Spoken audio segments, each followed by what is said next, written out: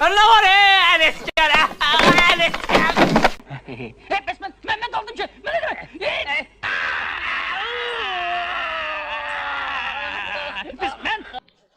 Bunun ne işi yanar inşallah. Dağılışın. Salam. Bugün sizə Azərbaycan kino və teatrının yadda qalan aktyorlarından biri olan Ələskər Məmmədoğlunun həyatından danışacağıq. Onun həyatı sadəcə aktyorluqdan ibarət olmayıb. Çox çətin uşaqlıq keçirən Ələskər Məmmədoğlu 12 yaşında olarkən atasını itirir. O, 6 uşaqlı ailənin böyük oğlu kimi ailəsini dolandırmaq üçün işləməyə məcbur olur. Küçələrdə tum satıb, dondurma satıb. Amma bütün çətinliklərə baxmayaraq, aktyor olmaq arzusundan heç vaxt vaz keçməyib. Əsl adı Əskər olsa da, Bəyin Oğurlanması filmindən sonra hamı ona Ələskər deyə müraciət etdiyindən əsl adı unudulur və o da Ələskər adını götürür. Ələskər! Ne var Ələskər? Ələskər. Anası onun aktyor olmasına qarşı olsa da fikrini dəyişdirə bilmir. O, 1975-ci ildə İncəsənət İnstitutunun Dram və Kino Aktyorluğu fakültəsini bitirir. 1976-cı ildə Nazilə xanımla ailə qurur və bu evlilikdən 2 övladı dünyaya gəlir. Zahiri görünüşünə görə onu Azərbaycanın Çelentanosu adlandırırdılar. Ələskər Məmmədoğlu xüsusilə Bəyin Oğurlanması, Alma almaya bənzər, Qərib cinlər diyarında, Ömrün səhifələri, Yol əhvalatı və digər filmlərdəki rolları ilə tamaşaçıların yaddaşında qalıb.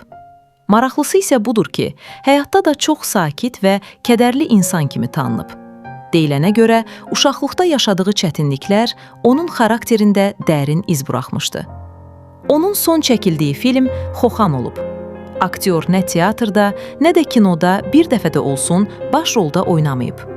Heç vaxt rejissorlara baş rol üçün müraciət etməyib.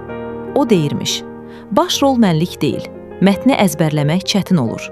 Mənim işim budur ki, səhnəyə girim, tamaşaçıların əhvalını qaldırım və çıxım.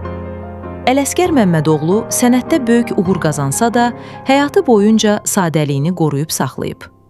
O heç vaxt özünü digərlərindən üstün göstərməyib və teatrdakı həmkarları tərəfindən çox hörmət olunub. Uzun illər Azərbaycan səhnəsində müxtəlif obrazlar canlandırıb və yüzlərlə tamaşaçının sevgisini qazanıb. Ələskər Məmmədoğlu 1980-ci ildə Alain Delon'un da çəkildiyi SSRİ Fransa-İsveçrə istehsalı olan Tehran 43 filminə çəkilib. Amma onun oynadığı səhnələrin çoxu filmdən çıxarılıb.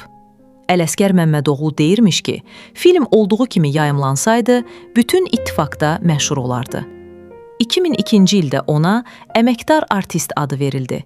Bu, onun sənətə verdiyi böyük töhfələrin nəticəsi idi.